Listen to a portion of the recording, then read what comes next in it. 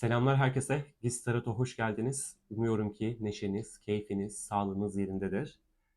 Birazcık ara vermiştim. Hatta bugün de böyle bir açılım kafamda yoktu. Ama ufak bir müsaitlik yakaladım. Ve hemen hızlı bir aklımızdaki kişi okuması gerçekleştirmek istiyorum. Açılımlar hep belirttiğim gibi zamansızlığa niyetli. Ne zaman karşınıza çıkarsa gönül rahatlığıyla niyet alıp düşünüp izleyebilirsiniz. Aklınızdaki, kalbinizdeki niyet ettiğiniz kişileri. Bakalım bu kişiyle olan süreciniz nasıldı?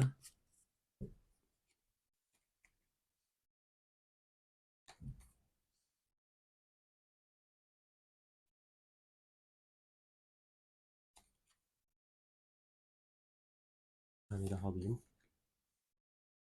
İnanılmaz geldi.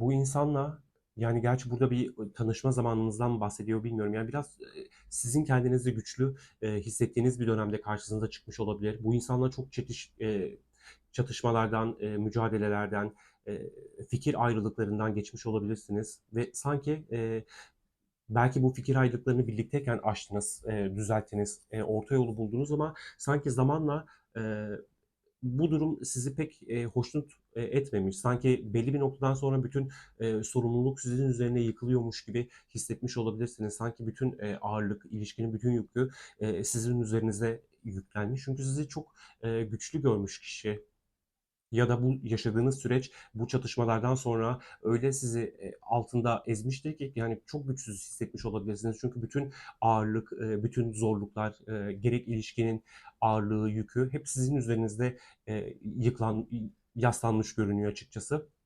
Tabii bu durum sizi içinizdeki potansiyeli daha da arttırmış olabilir. Yani siz ilişkiye başlarken de çok iyi bir noktadayken bu zorlu süreçlerden sonra da güçlenerek ayrılmış olabilirsiniz bu ilişkinin sonlarına doğru. Tabii içinizdeki birçok e, durum ortaya çıkmış olabilir. Yani Azize kartıyla beraber birçok sırra vakıf olmuş olabilirsiniz. Gerek ilişkiyle ilgili, gerek ilişki bittikten sonra kendi içinize dönüp ya da çeşitli kanallar vasıtasıyla edindiğiniz bilgiler doğrultusunda.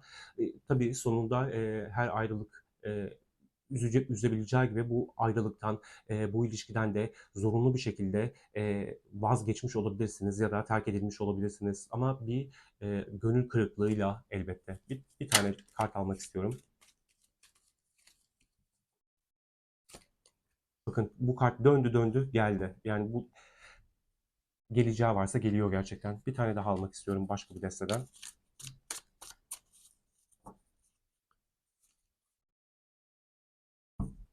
Bakın çok fazla son zamanlarda ermiş kartı geliyor. Yine bir politika kartı geldi. Ya kişi saçma sapan durumlar yaşatmış olabilir size, sizi aldatmış olabilir, politik davranmış olabilir. Bir sürü yani arkanızdan iş çevirme gibi durumlar olmuş. Yani ilişkiniz bu sebeple de bitmiş olabilir. Yani çünkü gelinen noktada bağışlanmamış mevzular olabilir. Siz kendinizi affedememiş olabilirsiniz. Kişiyi affedemediğiniz noktalar olabilir.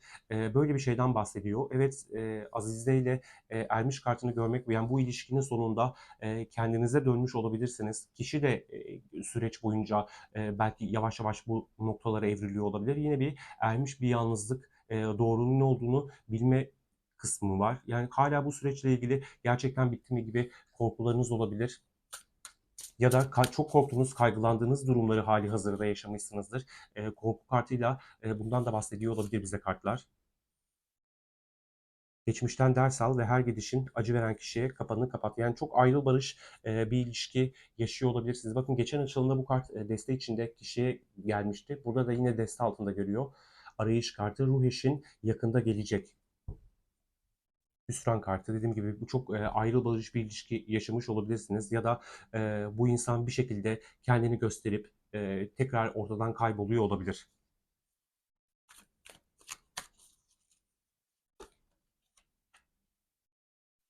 Ve şu an hali hazırda siz de o da bir şekilde ilişkiyi var etmek için yeni yöntemler, yeni düşünceler geçiriyor olabilirsiniz kafanızda. Bunu ilerleyen kısımlarda bakacağız. Peki bu insan şu an kendi hayatında nelerle uğraşıyor, gündeminde neler var? Bakın hayal dedik. Hemen beraberinde onun hayatıyla ilgili kısma geçtiğimiz zaman bir düşünce, bir konuyu fazla da düşünmek. kartı geldi. Belki de bu düşündüğü şey terk ettiği alanla ya da terk edildiği alanla bitmiş bir şey üzerine düşündüğünü söylemek mümkün. Bu insan kendi hayatında neler yaşıyor, gündeminde neler var dedik. Hatta şöyle kapalı alayım. Sonra bütün kartları aynı anda yorumlayayım. Şöyle 2 tane geldi.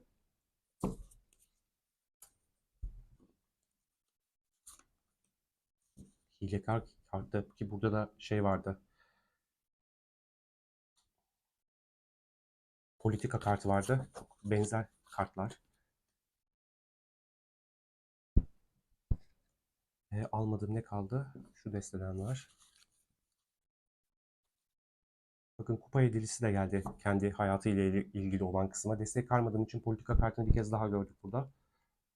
Ve desteği ters tutmuşum. Bakın hayal kartı. Gerçi bu bir önceki sorunun kartıydı. Şimdi tekrar çekeriz.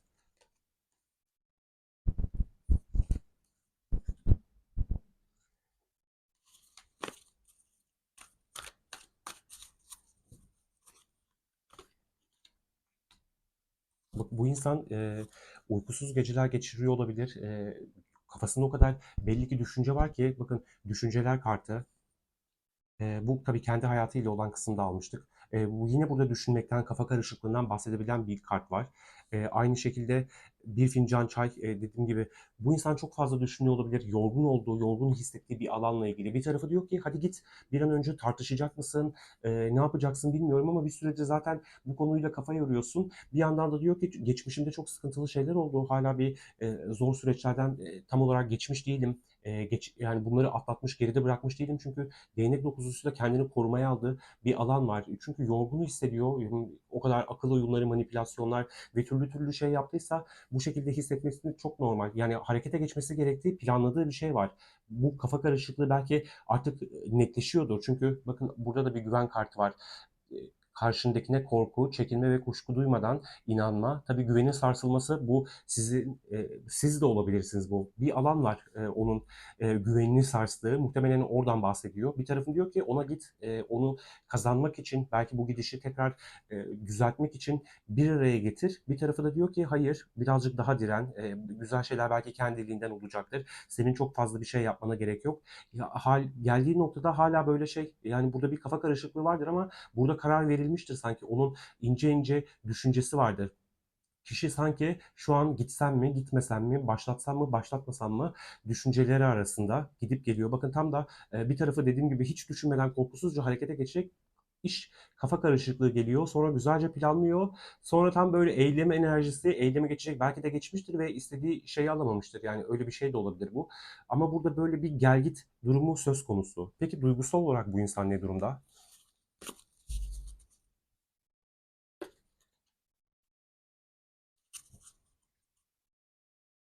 Bakın yapma kartı deste altında bir şey yapmıyor ama düşünüyor yine aynı şekilde. Duygusal olarak ne durumda bu insan?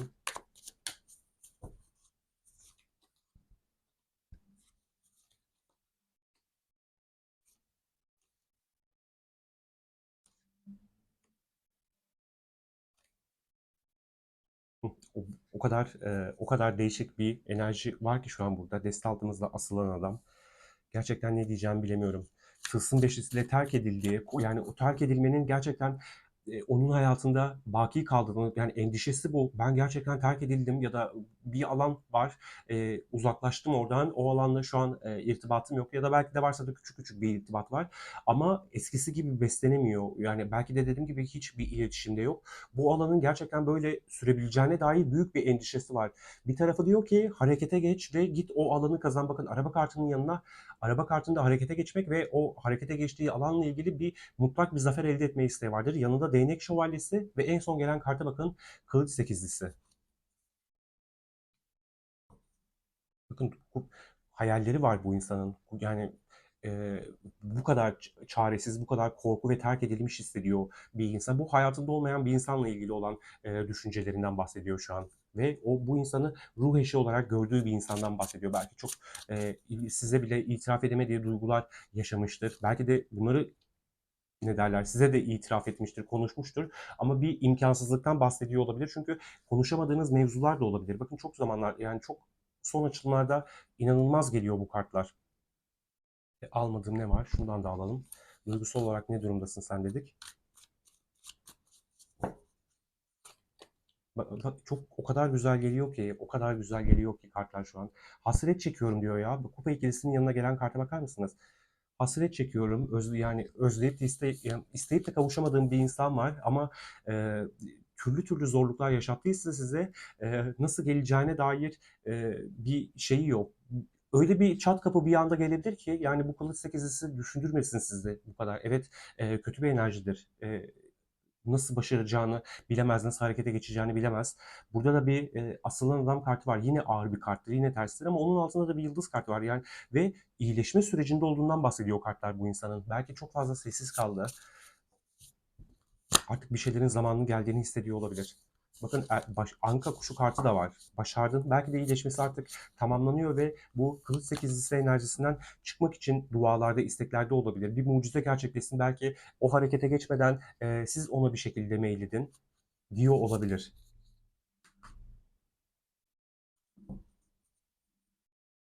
Bakın yer değişimi, aile. Yani bu insanın ailesiyle ilgili bir durumu da söz konusu olabilir. Biri belki rahatsızdır ailesinde. Böyle bir şeyden de bahsediyor olabilir. Çünkü tılsım beşlisiyle hastalıklardan bahsetmek de mümkün. Yine bir ay kartı, geçmişi, aile bağları, kökleriyle ilgili bir durum da şu an onun harekete geçmesine engel oluyor olabilir. Peki bu insan size karşı ne hissediyor? Onu da soralım. Bu insan size karşı ne hissediyor?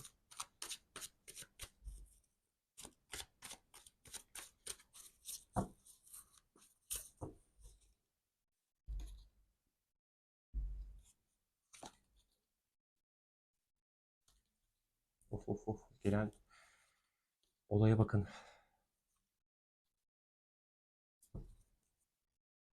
Valla sizi düşündüğü zaman uykusuzluk yaşıyor olabilir, üzülüyor olabilir, üzgün hissediyor olabilir. Sizinle ilgili harekete geçmesi, eyleme geçmesi gerektiğinin çok farkında bir insan var. Artık böyle bekleme enerjilerinden çıkmak istiyor bu insan durum karşısında. Sizi çok üzmüş, çok yıpratmış ve bunun farkında. Ama bir yandan da diyor ki gidip ona duygularımı açabilirim. Çünkü ben onun hayatında yerim çok sağlam. Bunun çok farkındayım. Ama e, size karşı olan, sizin hakkınızda bir şey öğrenmiş olabilir, bir şeylere tanıklık etmiş olabilir. Şu an benzer duyguları yaşıyor olabilir sizin hayatınızla ilgili. Bakın yani tam değnek üçlüsünün altında takip kartı attı. Hiç haberiniz yoksa ne derler bir şekilde sizi gizli gizli stokluyor olabilir.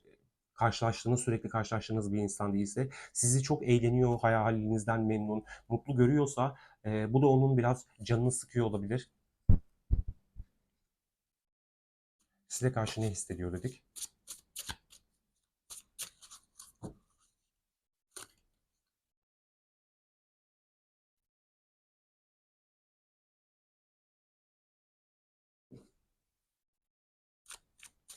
Yani deste altı kartı, yargı kartı, vicdan en adil yargıçtır.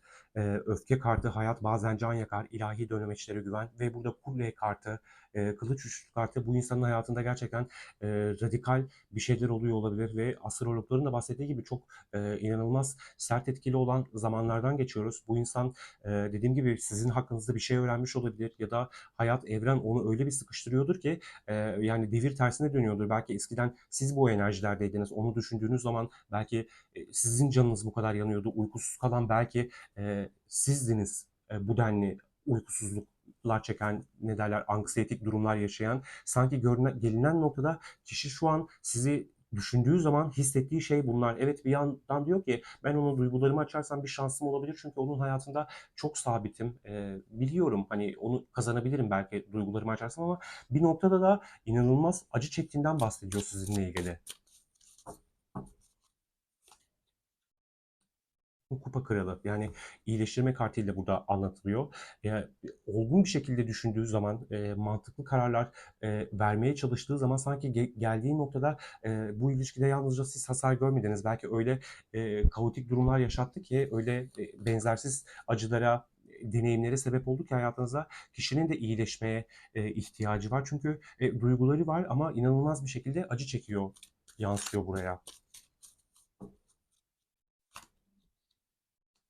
Bakın geldiği noktada sizin vazgeçip vazgeçmediğiniz konusunda bir kararsızlık yaşıyor olabilir. Yani belki bazılarımız adım aldı bir iletişim aldı kişiden ve istediği beklentiyi almadı. Daha doğrusu beklediği ilgiyi görmediği kişiden acaba onun hayatınızdan vazgeçtiniz mi? Ondan tamamen koptunuz mu? Gibi bir düşünce olabilir. Bu vazgeçme kartına soru soracağım. Çünkü bir kararsızlık kartı, karar vermekte zorlanmak. Acaba bu ilişkiden komple vaz mı geçse yoksa hayatına sizinle mi devam etse bunu düşünüyor olabilir. Ne soralım? Evet bu vazgeçmek, senin vazgeçmeye çalıştığın şey ne? Ya da vazgeçmek üzere olduğun şey ne?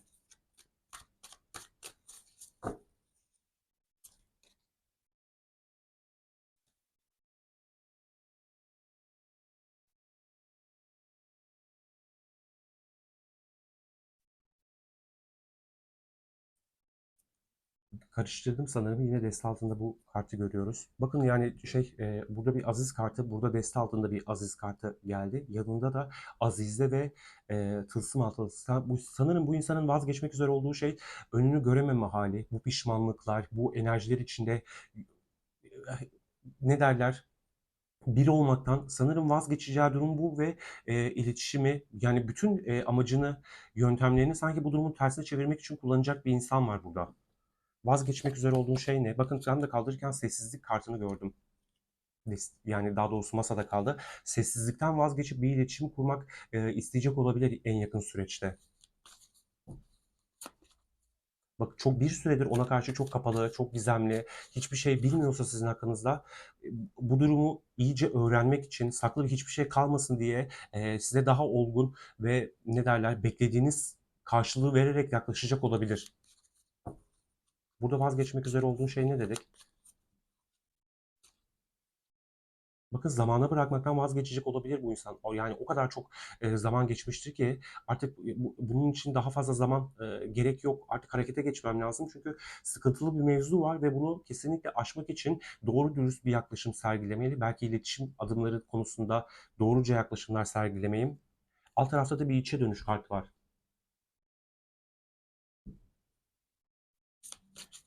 Destek alıyorum buraya yine.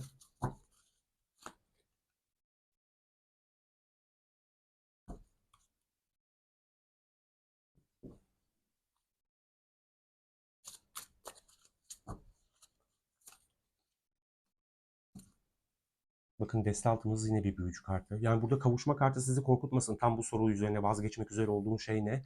Kavuşmaktan vazgeçiyorum diye değil. Bir süredir sanki yavaşlayan bütün o tılsım enerjisinden çünkü bu tılsım prensidir yavaşlama kartı. Sanki artık bundan tamamen kopuk ve harekete geçmeye yani herkes için elbette mümkün olmayacaktır. Ya, ama buraya yansıyan duruma göre birçoğu gerçekten artık bu durumu netleştirmek isteyecek görünüyor.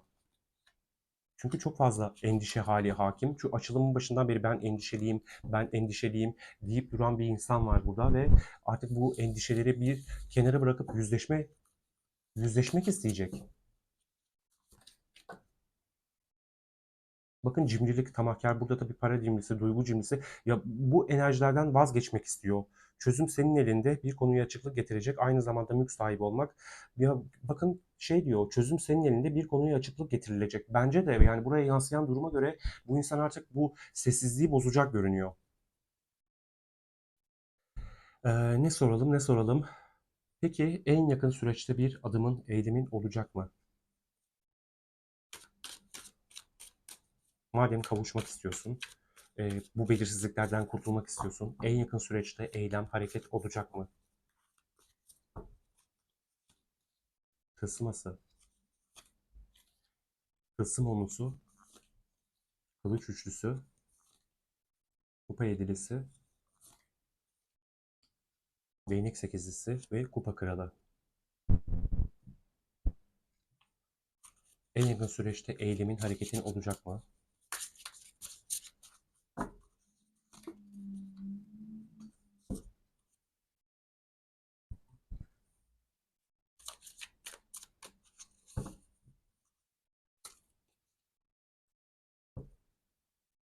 Güneş kartı deste altımız yine. En yakın süreçte eylemin, hareketin olacak mı dedik.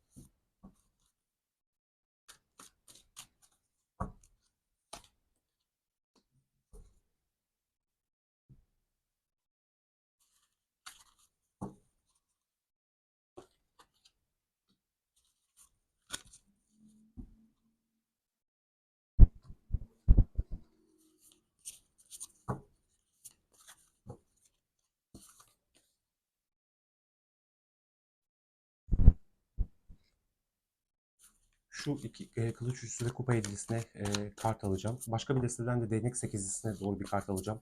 Yani burada eylem olacak ama bu iki kartın burada yan yana gelmesi biraz açıkçası e, bir düşündürdü beni. Çünkü bir sabır enerjisi, merak var burada. Yine öfke, yine güç. Yani bu aşılması gereken şey bu kafa karışıklığının. Ya ben dediğim gibi üçüncü durumlar, üçüncü kişiler. Yani bu kupa kılıç üçlüsü ise bize ne anlatmaya çalışıyorsa buna bir kart almak istiyorum. Kılıç üçlüsüyle.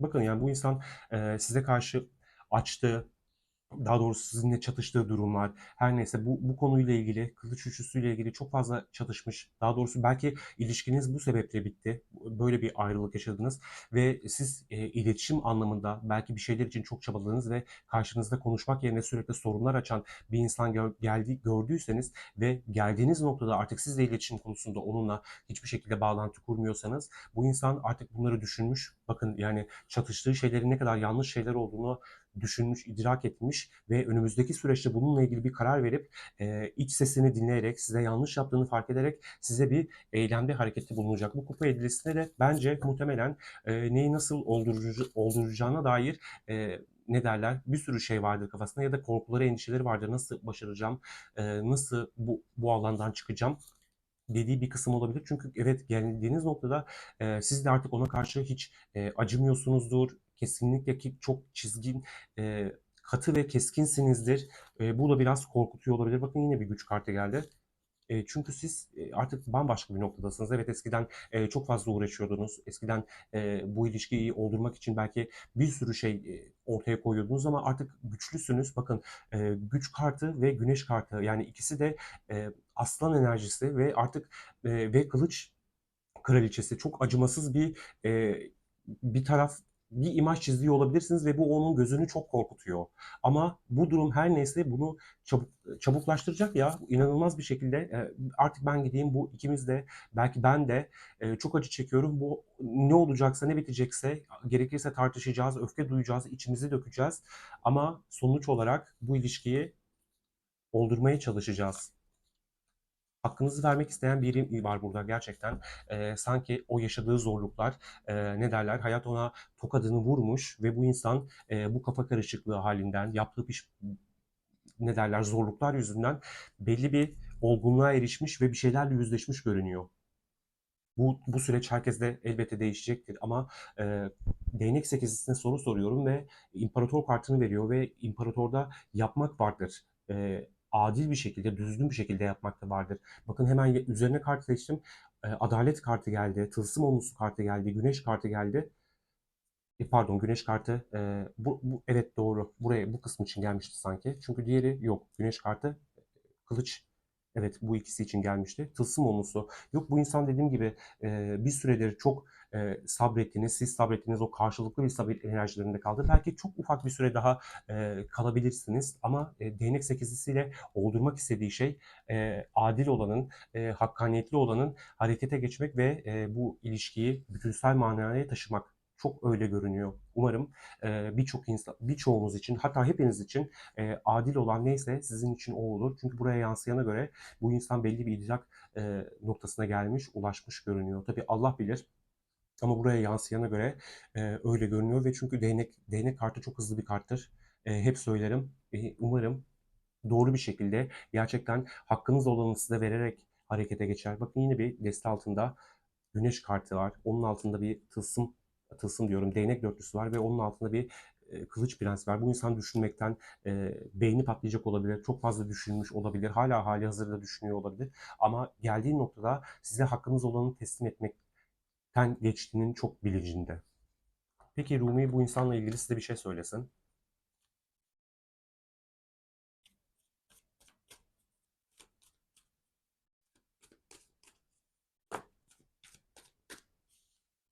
Kupa altılısı,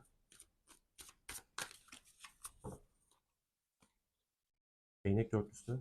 Hadi bir de güneş gelsin. Kılıç ikilisi. Bir tane daha alıyorum. Bakın yine imparator. Yani bu artık bu kesinlikle kılıç ikilisi enerjisinden çıkacak. Çünkü bu insan da acı çekiyor. Yürek acısı gibi acı yoktur ve bu ikilik durumlarından alacağı o olgun kararlar her neyse bununla ilgili çıkacak görünüyor. Bakın değnek dörtlüsü de var burada. Peki son bir tane daha almak istiyorum netleşelim diye. Bakın tılsım ası. Birçoğunuz için bu insan gerçekten bu yaşadığı durum neyse hala bağlantısızlığınızı hissettiğiniz, benzer durumlar yaşadığınız bu insan kimse artık bu özleme daha fazla dayanamayıp harekete geçecek ve çözüm odaklı olacak gibi görünüyor. Umarım hepiniz hakkınız olanıyla en yakın zamanda karşılaşırsınız. Belki söyleyecek laflarınız vardır, onları söylerseniz. Belki kurtarılabilecek bir ilişkiniz vardır, onu kurtarırsınız. En nihayetinde kararı verecek olan sizlersiniz. Buraya yansıyan durum böyle oldu. Başka bir açılımda görüşmek üzere diyorum. Kendinize çok iyi bakın. Allah'a ısmarladık.